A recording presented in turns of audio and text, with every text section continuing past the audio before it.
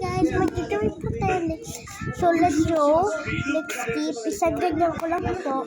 Yung addition, mag-comment din po kayo kung anong pwede i-join, okay? 1, 2, 3. So, ito po siya. So, let's color. 1, 2, 3. Let's draw the eyeshadow. 1, 2, 3. Ayan. So, let's color po. This side mo yun. Ko-color yan. Tsaka ito. 1, 2, 3. So, ito po.